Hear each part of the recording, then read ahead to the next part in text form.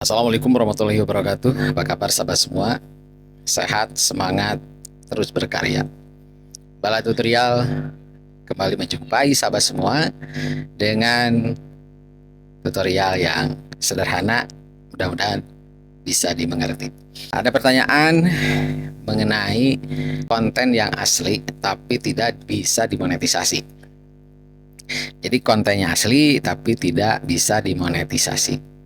Sebenarnya yang lebih paham dengan konten yaitu yang punya channel. Jadi yang punya channel pasti lebih paham, lebih tahu kenapa konten kita atau channel kita tidak bisa dimonetisasi. Tapi di sini saya akan memberikan gambaran bahwa biasanya channel yang tidak bisa dimonet itu karena penyebabnya di konten. Jadi konten yang dibuat oleh kita. Nah, konten yang kita buat itu konten yang nanti menjadi syarat untuk bisa mengajukan monetisasi. Jadi monetisasi itu sebenarnya ditentukan oleh konten. Konten kita asli atau tidak gitu ya. Nah, pertanyaannya di sini adalah asli, tapi kok nggak bisa dimonetisasi? Nah, di sini saya akan menjelaskan pengalaman. Yang pertama, biasanya konten tidak bisa dimonet karena konten itu memang terindikasi menyerupai dengan konten yang sudah dibuat oleh orang lain. Saya pernah mengambil objek di dalam masjid, ceritanya begitu ya, objek di dalam masjid, kemudian saya ambil dan itu menggunakan HP pribadi ya. Nah, saya upload, nah ternyata si konten ini tidak bisa diterima. Nah, saya telusuri gitu ya, saya cek, ternyata banyak konten yang mirip dengan yang saya buat. Karena objeknya sama gitu ya, satu sudut. Nah, ternyata orang lain sudah lebih dulu mengambil objek tersebut. Nah, sehingga ya saya hapus solusinya ya. Saya hapus saja, saya tidak mau ngambil resiko. Ya, pokoknya dihapus gitu ya. Nah, itu yang pertama. Jadi meskipun kita ambil dengan HP sendiri, kemudian kita upload ya di channel kita, dan ternyata ya itu YouTube menganggapnya sebagai konten ya yang sudah dibuat oleh orang, ambil dari karya orang. Nah, itu yang pertama.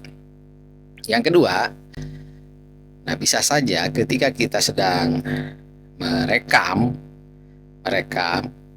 nah ada di belakang kita yang justru menyebabkan itu menjadi masalah bagi konten. Contohnya seperti ketika kita pemain sedang buat konten ya seperti ini. Nah, di belakang itu ada televisi. Saya contohkan ini pemainnya televisi ya, yang ini. Ini televisi. Nah, ketika yang ini menayangkan sebuah penyiaran televisi gitu ya, salah satu stasiun televisi, nah itu bisa menjadi masalah bagi konten kita.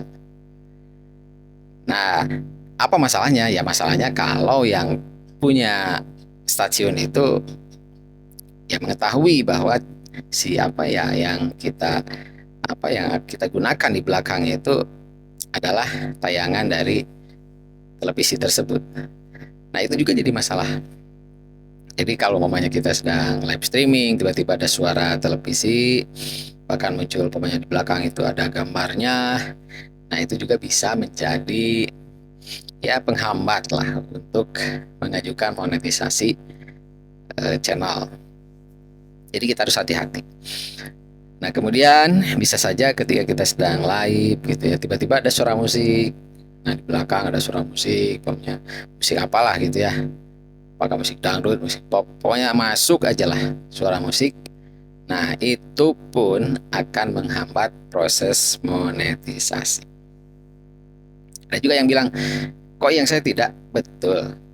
Kalau umpamanya saat ini belum, tapi umpamanya tiba-tiba viral, kemudian diketahui oleh yang punya musik atau yang punya lagu, nah itu kan bisa aja menjadi klaim hak cipta.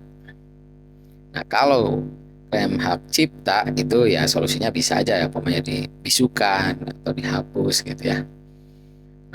Bahkan ada juga yang langsung itu si kontennya itu dihilangkan oleh YouTube secara otomatis. Jadi salah satunya seperti itu.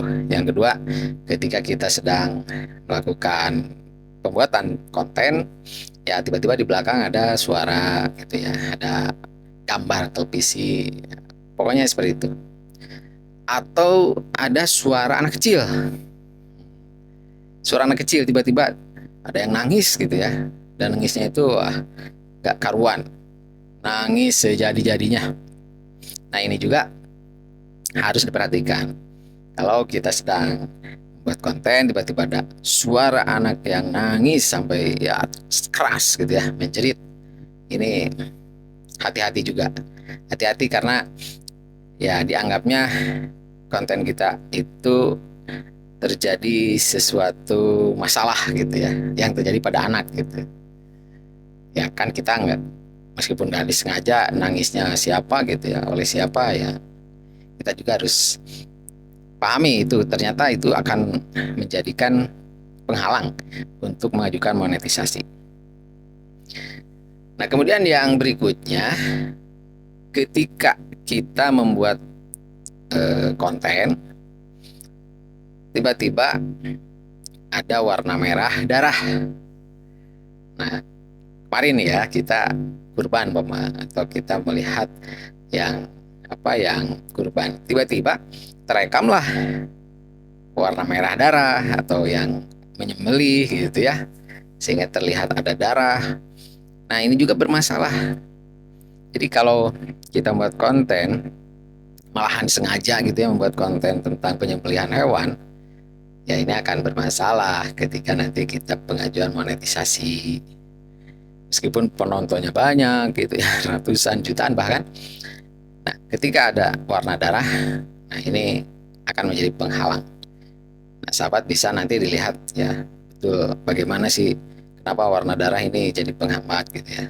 Pasti karena ada alasan-alasan ya, alasan-alasan yang lain, alasan-alasan yang sudah memang ditetapkan oleh YouTube. Jadi warna darah. Kemudian ketika ada suatu kecelakaan ya, pokoknya kita di jalan tiba-tiba kita membuat konten melihat orang yang celaka dan di situ ada darah gitu kan, ya ada orang yang tergeletak dan lain-lain gitu ya, yang mengerikan. Nah ini pun sama ya, ini pun akan menjadi penghambat ketika nanti pengajuan monetisasi. Nah jadi seperti itu sahabat, kita ketika sedang membuat sebuah konten ya ada beberapa yang harus kita perhatikan. Meskipun memang itu murni ya, kita rekam sendiri, kita buat sendiri, tapi kalau di antara yang tadi saya sebutkan itu muncul di konten kita, nah itu akan menjadi penghalang untuk monetisasi. Salah satunya di belakang ada televisi, videonya muncul. Nah, nanti ada klaim hak cipta dari yang punya stasiun televisi. Ada musik terdengar, nah itu juga sama. Karena itu di luar gitu ya tanggung jawab dari YouTube. Maka YouTube pun nanti akan memperingati kita agar itu disukan atau bahkan dihilangkan. Nah, jadi beberapa poin yang tadi saya sampaikan ya sebagian besar gitu ya. Sebagian besar, kalaupun ada yang lainnya ya bisa ya sahabat nanti cek aja. Jadi seasli-aslinya konten yang kita buat, kalau ada beberapa yang masuk ke konten kita tanpa kita sadari, tanpa kita ketahui, dan ketika kita upload gak diedit dulu ya, gak dicek dulu, ya maka nanti akan menjadi penghambat terhadap proses monetisasi. Sedangkan monet itu adalah gerbang pertama mengenalkan channel kita ke YouTube. Memang di awal kita sudah mengenalkan, tapi kan monet itu mengenalkan ke YouTube yang nantinya punya penghasilan. Karena tiap orang pasti menginginkan yang kita lakukan, khususnya membuat konten, ujungnya dapat penghasilan. Kalau ada yang bilang, saya mah hanya menyimpan memori, bohong gitu ya. Semuanya pasti tujuannya pengen dapat dapat uang dari YouTube. Dan kalau kita ingin dapat uang dari YouTube, harus monetisasi.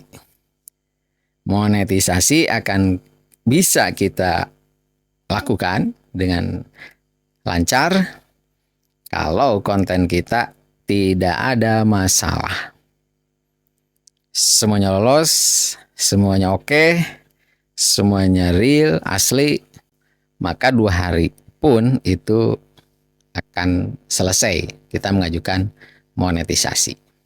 Nah, seperti itu sahabat. Jadi kenapa kita ini gak bisa monet meskipun asli gitu ya, konten kita murni, karena ya ada hal-hal yang ya menghalangi karena keteledoran atau memang kita awalnya gak memperhatikan gitu ya. Ya seperti itu aja sahabat semua. Pokoknya semangatlah. Kita ini pemula, pantang menyerah. YouTube lanjut. Wassalamualaikum warahmatullahi wabarakatuh.